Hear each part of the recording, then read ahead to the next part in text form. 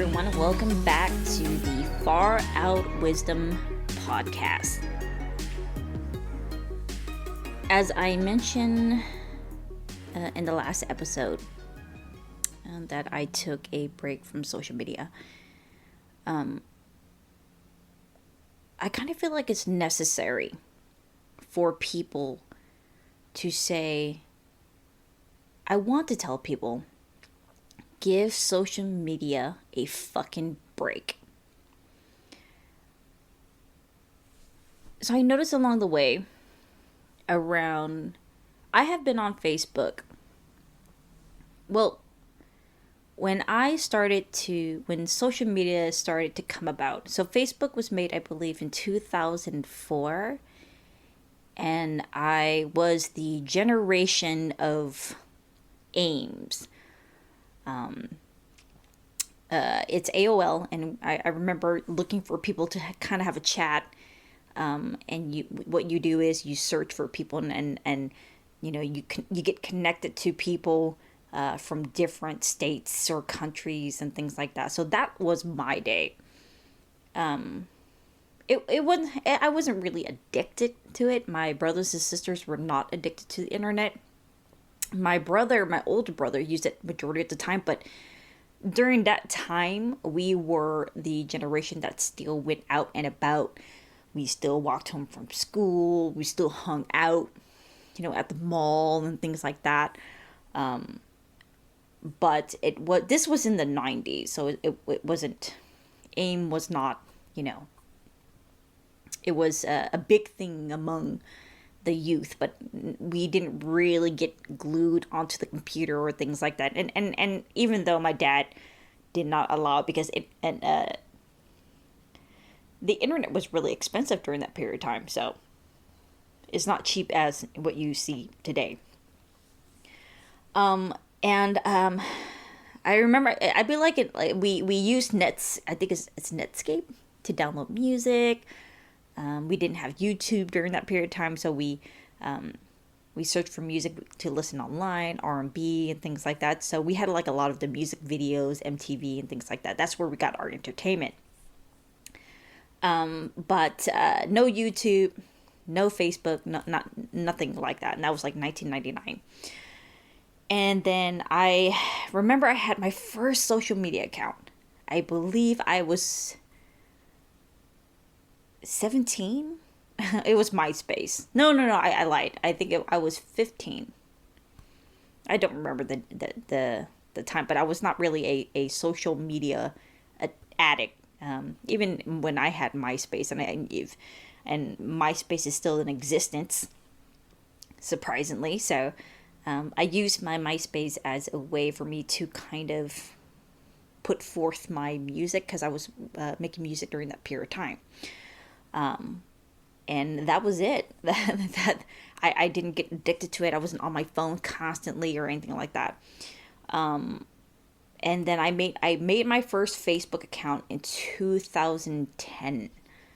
And I didn't get really addicted to it. But as the years progress, I say about 2016, that's when to me, the addiction started. I had the notifications, the online arguments and things like that start to happen, and I started to get really addicted. And I didn't really see it until Jeremy pointed out to me that, hey, you need to get off social media. You need to pay attention to things around you. I wasn't neglecting my bills or anything like that, but I was losing sleep, and it was really fucking up my routine, because I was just so addicted. I could be on Facebook for like 4 hours. I could be spending that 4 hours doing something else more productive with my time. And I'm going to flat out say that being on Facebook was the reason that my blog fell. I'm not blaming Facebook, but I'm blaming myself for being on Facebook. Nobody told me to be online or anything like that, but the social media infrastructure, it's like it's built. It was designed for addiction, for rage, And, after the 2016 election, that's when a lot of people get their information from social media. And to me, that's really dangerous, because the fact that you don't know what is real and what is not. Because to me, social media is like a superficial reality. Basically, it's our shadow coming out online, because you can remain anonymous. And I kind of got tired of it during Thanksgiving week, that I noticed that a lot of, this is Facebook this year. Facebook started to ban people or suspend people for a couple of days. And I get 3-day bans for sharing memes and things like that, because I have a dark sense of humor, and fuck it, I don't care. But I never really went out of my way and made a alt account. So I noticed this thing that's going around among people, that they're making alt pretty much accounts. Like if their main one gets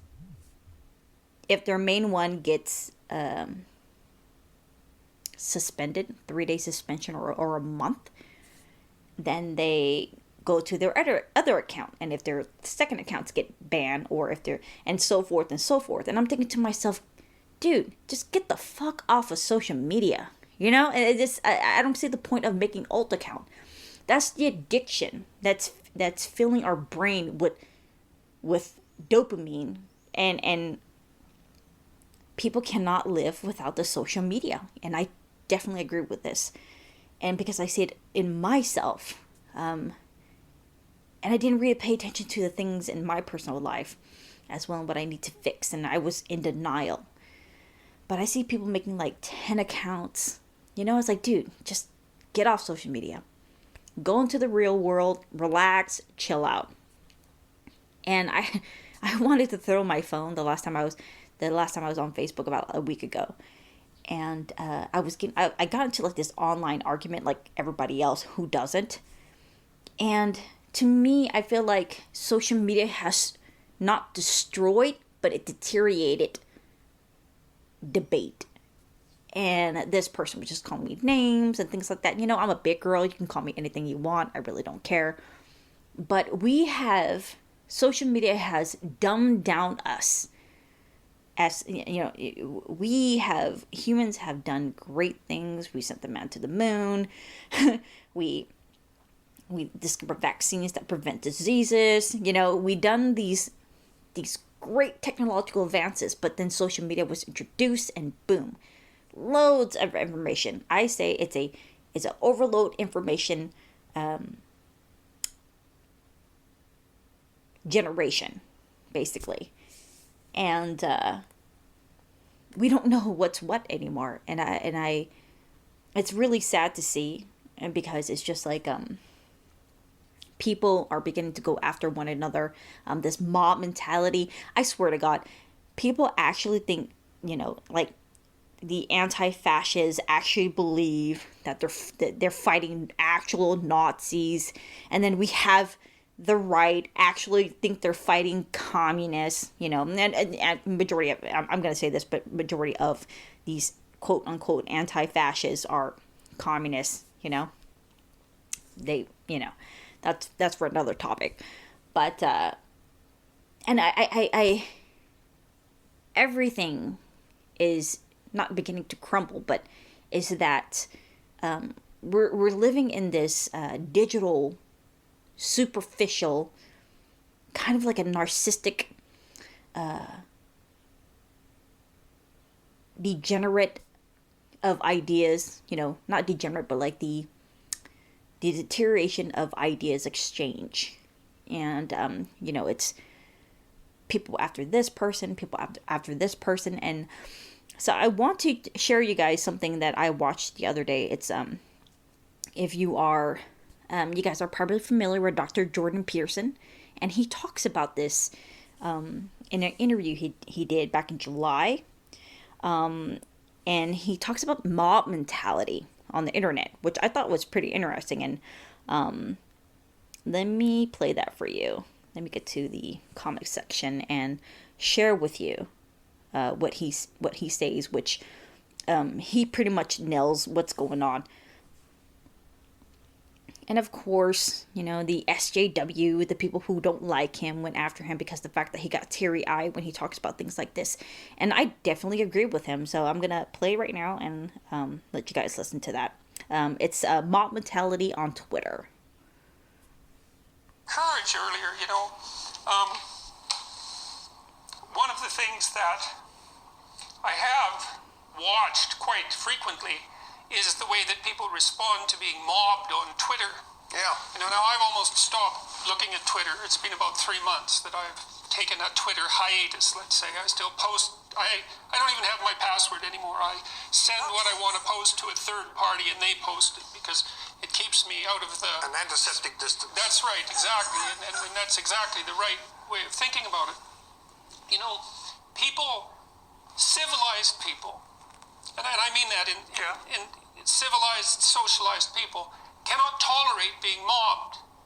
Because and there's a reason for that. You see, you said, with regards to the British Columbia Human Rights Tribunal, if there's 16 people on one side and one on the other, you might be thinking that the 16 people are right. More or less. Right.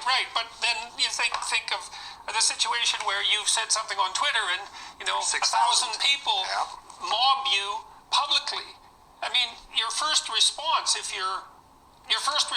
going to be to examine your own conscience and see how you transgressed. It's not really much different psychologically.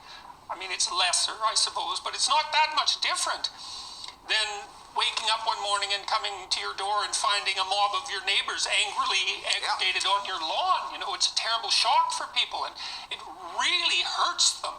They're often, by all accounts, damaged for lengthy periods of time by this, and their first impulse is to apologize, which is truly the wrong thing. Like the right thing to do. Well, the right thing to do is to understand that if you haven't done anything wrong, you don't apologize. Now that. Yeah, so he was talking about, and when I listened to him say that, I was like, right on, Dr. Peterson, you are right. I'm not on Twitter.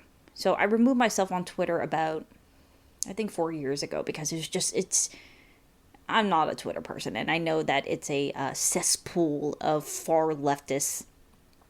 I'm not saying there's not right-wingers that are the same way, but majority of them are SJW, and I seen that before. But it's just, it's these bits and pieces of information coming at you, and you that's why I do podcasts.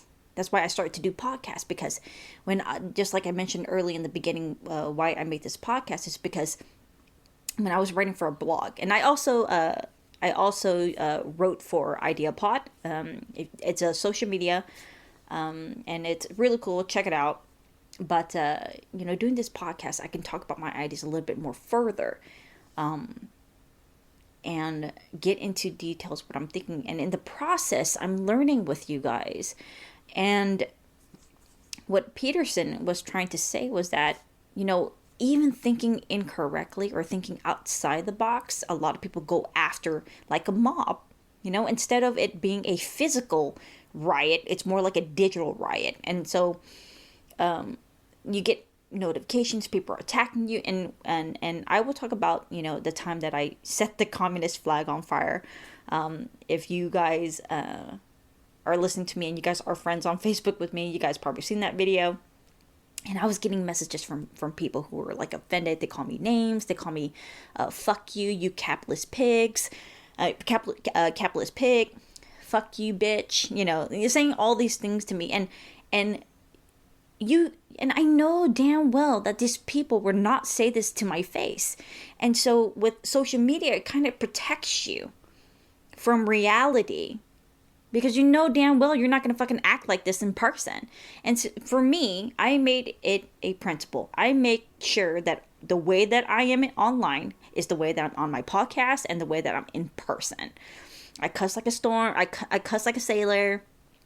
I don't act like a fool or anything like that, because it's impolite, but I'm not like that online either. And it's just like Dr. Peterson said, these civilized people just turned into these fucking parasitic monsters, and they'll do everything they can to destroy your lives. And I see this, it's not even a political thing.